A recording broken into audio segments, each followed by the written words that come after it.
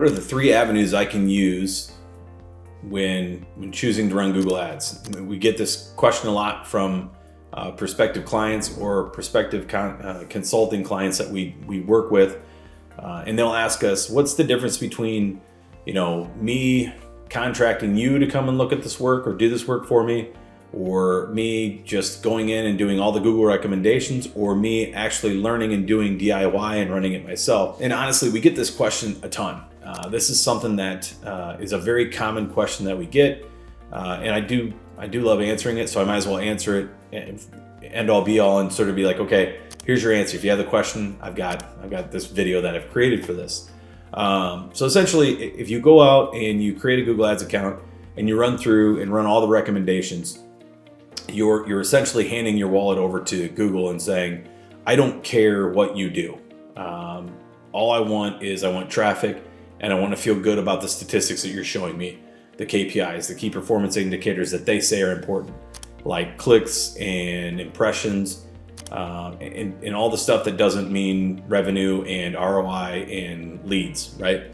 So when we're working with clients on that, we'll point that out to them. Like, Google recommendations actually are some of the worst things you can do. They try to push you down a path of the latest trends that Google has or the latest things that they've come out with. It's really the latest way of making Google more money and pushing their profits higher for their stockholders. Google's not working for you. You're not Google's client. Google's client is the person searching for something that wants to find something. So you are just the oil that they're drilling for, and they're drilling in your wallet, and day in and day out, they're trying to find easier ways to drill. So keep that in mind when you're hitting Google recommendations, because if you're talking to a Google rep, or if you're taking those recommendations and hitting accept, that's all you're doing. You're just accepting the fact that Google's going to spend your money frivolously, and you might get a deal or two out of here by accident. You might get none. More than likely, you're going to have a bad experience with it. So we always tell people, do not take that path. Now, the next path would be DIY. Maybe you like playing with new stuff. Maybe it's something that you might look at as a hobby. I started as a DIY, like most people do, and I started running Google Ads for my web hosting company.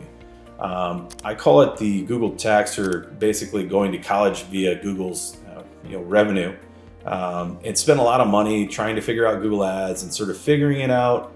It's a tough industry in the web hosting industry. It's tough in the real estate industry that we're in. There are some easier paths to making money and getting leads on Google, and I have not taken the easier path. So if I'm talking to a prospective client and they're expressing interest in doing the DIY and learning how to do it properly, I'll tell them right out of the gate. And yes, you've got to be good with spending your own money on this stuff. You got to be good with learning it and honing your craft. You have to be good at analytics, like looking at the data and reading the data and reading the trends, and then being okay with being wrong.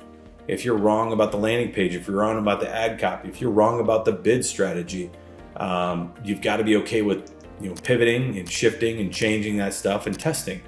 If you've got time and the stomach for it, by all means, it's still something that you can get access to and run and become a Google Ads marketer for yourself, or even aspire to do it for others. So the DIY comes with a caveat, like you've got to invest time and effort into it.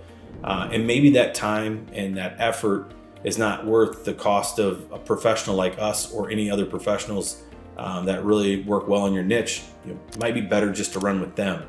And what I mean by that is, when you're looking at it, I talk about what it takes to become a Google Ads master or a Google Ads guru. I think a master, or to be a true professional, takes 18 months at about 30 hours a week. Over those 18 months, we've got somebody in our office that's getting close to being a Google Ads master that fully understands everything. They can run everything on their own. They can adjust on the fly. They don't need somebody looking over their shoulder. They're not asking questions anymore to the rest of the team on how things are done. And that's 18 months at 30 hours a week. So depending on what your business is, that might not be worth it to you. That might be worth it to just spend $500 to $1,000 a month and invest in a professional doing it. So let's get to the professional side of things. If you want a professional to run your ads, you should in theory, have somebody that's a Google Ads master or a Google Ads guru. I think gurus are people that have been doing Google Ads since the beginning of Google Ads and running it through there. Is that 15 years? Is that 10 years? Google Ads has been running much longer than 15 years, but once you get to 5 to 10 to 15 years and you get, where I have probably 20,000 hours of Google Ads work under my belt, which pains me to say that, I think that's where people, see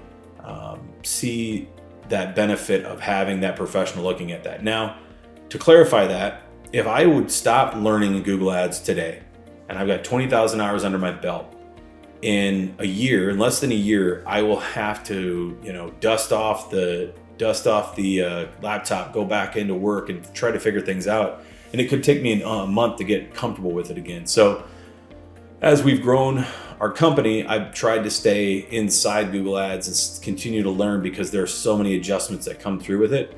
Ultimately, regardless of what route you take, first off, never take the Google recommendations route. But if you're going to DIY or you're going to hire a professional, stay up to date with them on what's changing. Ask them what has changed in Google over the last few months. You might see it in the dip of traffic or the dip of your leads flow and the higher cost per lead. Ask them what the trends are going on. Why might that be changing? And if you're doing DIY yourself, stay on the up and up on latest news coming out. What's Google changing? What are they adjusting? Because they're always adjusting to try to get you to spend more. They're not necessarily worried about you making more. So that's a big difference between those three. You can go and do a DIY. You can pay for somebody to do it for you month over month, or pay for somebody to come in and do sort of a hybrid where you feel comfortable running that DIY, but you just want somebody to take a look at it once a quarter. That's something that we've entertained several times and looking at and keeping people up to date. I think that's a proper solution as well, depending on what kind of systems you're running.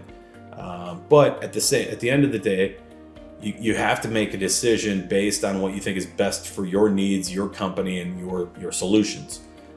If you have questions on that and want to talk to somebody like myself or anybody on my team, let us know. We'll be around to answer any questions and to clarify things that might be changing in the Google world. Either way, thanks for coming, and have a great day.